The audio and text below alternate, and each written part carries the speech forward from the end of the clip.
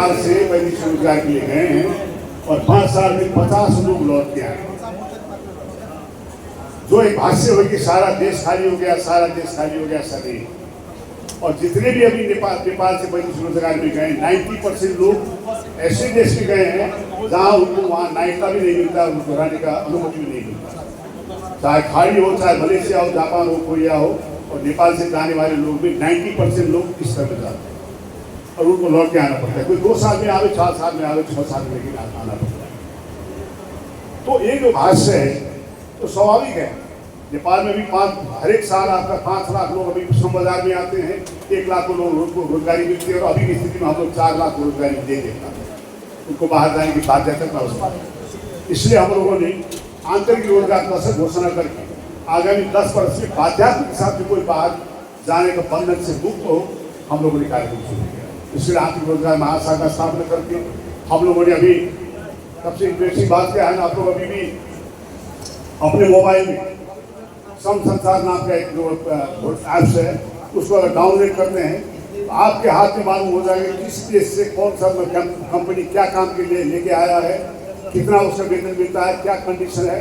अब ये दलाल मुक्त, बिचौलिया मुक्त वाली बात को हम लोगों ने बनाया है वहाँ पे। वो ऐप्स आपको डाउन कर लीजिए, आपको यही मालूम हो जाएगा कि कतार से कितना आया, कौन कंपनी लेके आया है, आपको कोई दलाल के पीछे नहीं लगना पड़ेगा। दूसरी बात हम लोगों ने कल अनाउंस किया, नेपाल सरकार ने अनाउंस किया कि वैदेशिक रोजगार में जाने के लिए जो समस्या था, एक तो वैदेशिक रोजगार में जाने के लिए बिचौलिया और ठग का बहुत बड़ा समस्या है। दूसरी बात उसको महाजन से बिना ब्याज में पैसा लेके जाना पड़ता है।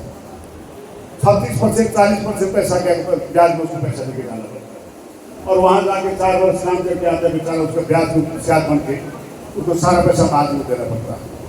सरकार ने बिना 3 लाख रुपया तक वैदेशिक रोजगार जाने के लिए हम लोगों ने मौद्रिक नीति लाया है। अब 3 लाख तक वैदेशिक रोजगारी में जाने के लिए सरकार बैंक से बिना ऋण दे सकती है और उसके आधार में वो अपना घर चला सकता है, सारा व्यवहार कर सकता है और सामाजिक सुरक्षा से लेकर सारा संपूर्ण उसका जो सुविधा से उसको प्राप्त कर सकता है। समस्या पहले क्या था, लोग यहाँ से लोग जनकपुर में रहते थे और काठमांडू उसका सर्टिफिकेट बन जाता था मेडिकल। संपूर्ण मेडिकल सिस्टम अब डिजिटाइजेशन में चला गया। आप खुद जाके वहाँ अपना टेस्ट करेंगे और टेस्ट करने के बाद आपको सर्टिफिकेट नहीं मिलेगा, आपका सर्टिफिकेट ऑटोमेटिकली फिनिश में ऑनलाइन चला जाएगा और वहाँ कोई भी टेम्परेचर, कोई बदमाशी नहीं होगा। कोई नकली सर्टिफिकेट बना तो जो डॉक्टर सही करेगा उस डॉक्टर का लाइसेंस चला जाएगा। हम लोग हर क्षेत्र को सुनिश्चित करने के लिए हमने 3 ट्रैप कहा था, डेट ट्रैप, डिजिटल ट्रैप। तीनों ट्रैप से मुक्त करने के लिए हम लोगों ने काम शुरू किया है और हमको लगता है कि आगामी दिन में तीनों ट्रैप से लोग मुक्त हो जाएंगे। आपको मालूम है लास्ट ईयर करीब विगत 16 वर्ष में 14,000 लोगों ने अपना जीवन घुमाया है वैदिक रोजगार। हमारे लोग लड़ने तो नहीं गए, कोई वार में नहीं गए, पसीना बहाने गए, इसके बावजूद ये परिस्थिति है। इस सबको मद्देनजर रखते हुए सरकार ने कंप्लीटली रिफॉर्म की बात किया है और उस रिफॉर्म के हिसाब से हम ये आग्रह करना चाहेंगे कि आप लोग को ध्यान करेंगे और सम संसार नाम का हम लोगों ने डिजिटल पोर्टल खड़ा किया है। वहाँ संपूर्ण रोजगारी का संभावना जितना भी रोजगारी खुलता है नेपाल में आपको एक ही जगह से मिल जाएगा, वो आप वहाँ अप्लाई कर सकते हैं।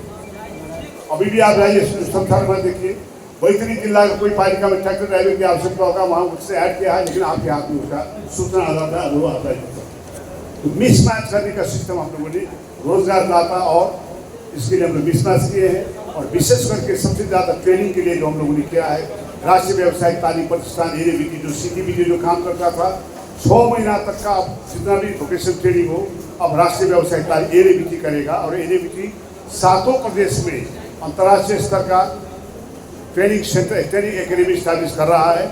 उसी के सिलसिले में मध्य प्रदेश में कल हम लोग बलवान नगर पालिका वार्ड नंबर 6 में हम लोग भूमि पूजन करने जा रहे हैं, जहाँ सऊदी अरेबिया के सपोर्ट से करीब 60 करोड़ का लागत में वहाँ एक ट्रेनिंग इंटरनेशनल ट्रेनिंग सेंटर बन रहा है, आवासीय ट्रेनिंग सेंटर बन रहा है जो मध्य प्रदेश का ट्रेनिंग सेंटर होगा। उसी प्रदेश में इटहरी में है, लुम्बिनी में, बुटौर में है और मध्य प्रदेश में महोत्तरी जिला के बलवान का भूमि पूजन होने जाएगा, जिससे अंतर्राष्ट्रीय स्तर के मैन पावर हम लोग आप निकाल सकते हैं। इसी हिसाब से सबसे बड़ी बात क्या है कि रोजगारी या बेरोजगारी की बात कुछ लोग जानबूझ के ठगाते हैं, कुछ लोग जो जानबूझ के ठगाते हैं, कुछ लोग जिसको कुछ नहीं मालूम होगा। तो हम लोग को समाज को थोड़ा अवेयर करना है, और उस अवेयर करने के लिए हम लोगों ने कम्प्लीटली होल सिस्टम हम लोगों ने ऑनलाइन किया है, डिजिटलाइजेशन किया है।